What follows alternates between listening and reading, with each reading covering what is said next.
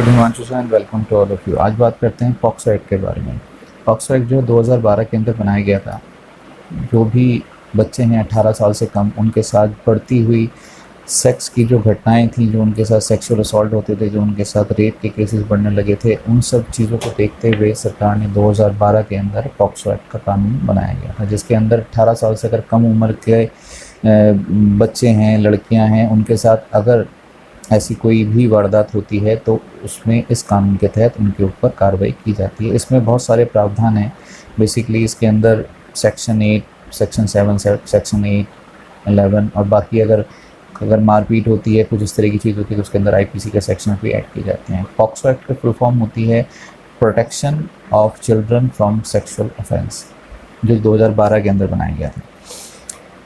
इसके अंदर अगर कोई भी व्यक्ति या बच्चा, अगर बच्चे का मैं इसलिए कह रहा हूँ कि अगर वो 18 से कम है, जुवेनाइल के अंदर आता है, अगर वो भी किसी लड़की के साथ इस तरह का कोई सेक्सुअल ऑफेंस करता है या कोई आदमी करता है तो उसके ऊपर, दोनों के ऊपर कार्रवाई हो सकती है। इवन बच्चे के ऊपर भी हो सकती है। उसे जुवेनाइल एक्ट के तहत उसके ऊपर कार्रवाई की जाती है।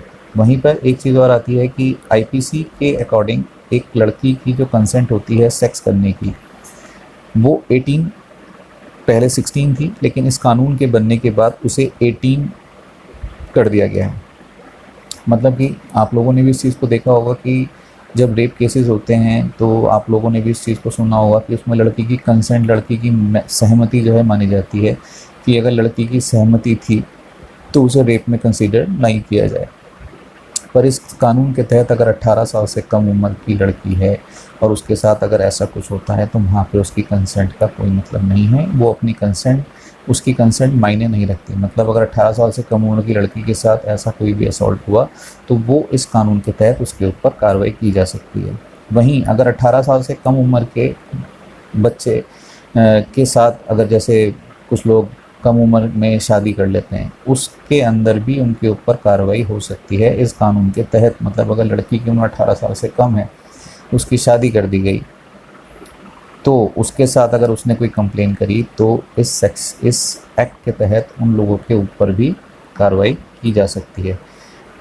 यौन शोषण जो होता है, अगर आप उसको समझें तो यौन शोषण का मतलब इसके अंदर जो लिया गया है, वो यौन शोषण का मतलब है किसी भी तरह का, अगर आप किसी बच्चे को कोई अश्लील साहित्य दिखा रहे हैं, कुछ इस तरह की किताबें पढ़ा रहे हैं, कुछ इस तरह की मूवीज़ दिखा रहे हैं, उनके साथ छेड़छाड़ कर रहे हैं, उनके प्राइवेट पार्ट्स के साथ छेड़छाड़ कर रहे हैं, इंटरनल, एक्सटर्नल, आउटर, इनर, किसी भी तरह का अगर सेक्सुअल ऑफेंस उनके साथ होता है तो वो इस एक्ट के तहत उनके ऊपर कार्रवाई की जा सकती है। ये पूरे भारत में लागू है। इसके लिए विशेष न्यायालय बनाने का प्रावधान है। मतलब जो विशेष न्यायालय हैं वो इसके लिए बनाए जाएंगे, जिसके अंदर रिकमेंडेशन है कि वो न्यायालय जो हैं 1 साल के अंदर, जिस दिन यह अपराध घटित हुआ है उसके 1 साल के अंदर इसकी कार्रवाई को पूरा करें। इसके अंदर एक चीज़ का विशेष तौर पे ध्यान रखा जाता है कि जो बच्चा है, न्यायालय में जब केस चल रहा हो तो उस बच्चे को ऐसा फैमिलियर एटमॉस्फेयर दिया जाए कि उसको ऐसा ना लगे कि उसके ऊपर एक और जुल्म हो रहा है। मतलब जो कोर्ट की जो प्रोसीजर है चलता है, भरी अदालत में किसी से कुछ पूछा जाता है, तो इसके अंदर उसके लिए एक लिबर्टी दी गई है कि उनको एक फैमिलियर एटमॉस्फेयर दिया जाए। उनके अभिभावकों के सामने, अगर बच्चा उनके सामने अपने आप को थोड़ा सा कंफर्टेबल महसूस करता है तो उनके अभिभावकों के सामने उस कार्रवाई को किया जाए। अगर वो बताने में सक्षम नहीं है, नहीं बता पा रहा है, या उसकी लैंग्वेज कुछ और है, तो उसके लिए ट्रांसलेटर भी हो सकते हैं, उनके शिक्षक भी हो सकते हैं, उनके अभिभावक जिनसे वो बात करते हैं वो भी साथ में, मतलब उस चीज़ को, उसके बारे में बता सकते हैं। इसकी जो मेडिकल जांच होती है, वो मेडिकल जांच में भी इसके अंदर ही प्रावधान दिया गया है कि वो मेडिकल जांच जो है वो भी एक लेडी डॉक्टर के द्वारा ही की जानी चाहिए और एक फैमिलियर माहौल के अंदर की जानी चाहिए, ताकि बच्चे को उससे कोई असहजता ना महसूस हो। किसी भी व्यक्ति को अगर इस बारे में जानकारी है, अगर वो जानता है किसी लड़की के साथ इसके बारे ऐसा कुछ हुआ है, सेक्सुअल असॉल्ट उसके साथ हुआ है, तो उसे तुरंत अपने पुलिस थाने में जाके इसकी सूचना दी जानी चाहिए। अगर वो इस बात को छुपाता है तो उसके ऊपर भी कार्रवाई हो सकती है, उसके ऊपर भी कार्रवाई की जा सकती है, उसके ऊपर भी जुर्माना लग सकता है, उसको भी सज़ा का प्रावधान इसके अंदर दिया गया है। अगर कोई किसी की छवि खराब करने के लिए, किसी की इज्जत बेइज्जत करने के लिए अगर उसके ऊपर एक झूठा आरोप इस चीज़ को लेके लगाते हैं तो भी इसके अंदर सज़ा का प्रावधान है।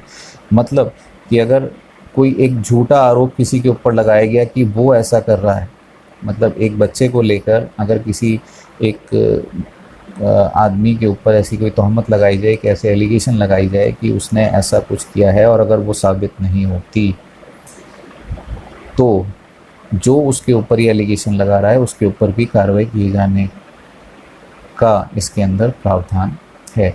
जिसके ऊपर ये एलिगेशंस लगाई जाती हैं पॉक्सो एक्ट की, अगर एलिगेशन का मतलब जो उसको एक्यूज़ बनाया जाता है, जो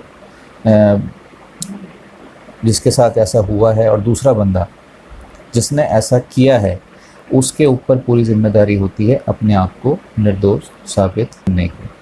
तो ये वो पॉक्सो एक्ट के बारे में जानकारी थी। जो चाइल्ड ट्रैफिकिंग करते हैं वो भी इस सेक्शन के अंतर्गत आते हैं। बच्चों का व्यापार, बच्चों को पोर्नोग्राफी में ले जाना, उनका व्यापार करना, उनके साथ इस तरह की हरकतें करना, वो सारी चीज़ें जो हैं इस पॉक्सो एक्ट के अंदर आती हैं। तो अगर ऐसा कुछ भी आपके आसपास कहीं पर कहीं हो भी रहा है तो आप उसकी जानकारी तुरंत पुलिस को दें, और इस प्रावधान, इस एक्ट के तहत उनके ऊपर तुरंत कार्रवाई की जाएगी। तो उम्मीद है आपको इससे जो है इसके बारे में समझ में आ गया होगा। इसकी जो मोटी मोटी बातें हैं वो आपको बता दी, क्योंकि पूरे सेक्शन के अंदर बहुत सारी चीज़ें हैं और कितनी सज़ा होगी, कैसे सज़ा होगी। जैसे सेक्शन 8 है, 7 है, 8 है, इसमें 5 से 7 साल की सज़ा है। सेक्शन 11 है, कोई छेड़छाड़ की कोशिश अगर करता है किसी लड़की के साथ तो उसके अंदर उसे 3 साल तक की सज़ा है।